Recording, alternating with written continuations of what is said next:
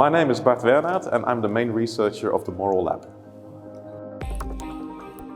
The Moral Lab is an installation, as you see behind me, where you as a visitor step inside and get to have a conversation with an algorithm, which has 5 ethical dilemmas where it needs the advice from the human being.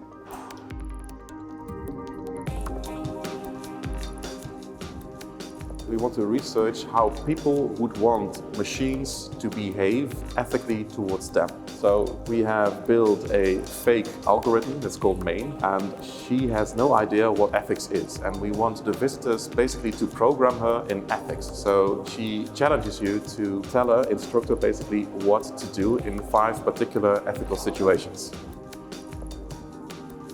We wanted to give her a sense of something living, something real, something which is constantly growing, something which is part of a very big, endless network. And at one point you don't know, you cannot see inside this cable. And I think that you start wondering what happens behind it. First of all, it's a pilot, so what we try to test is if we are able at all to collect moral data in a proper way. We want to obviously make a journal publication out of that. We are currently building a website that is able to test the same kind of things, but then digitally. And we want to use the greenhouses in pop-up moral labs, so we can generate a continuous stream of moral data.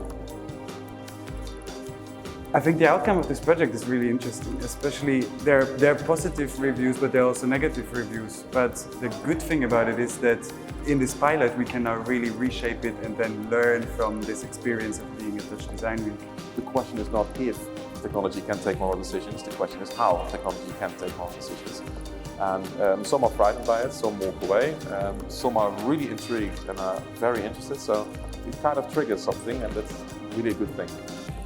It's urgent that we do more of this, that we expand, that we focus on other topics, because there were a lot of people who want to give their opinion on these topics. Clearly, we have touched a nerve and we have to explore it further.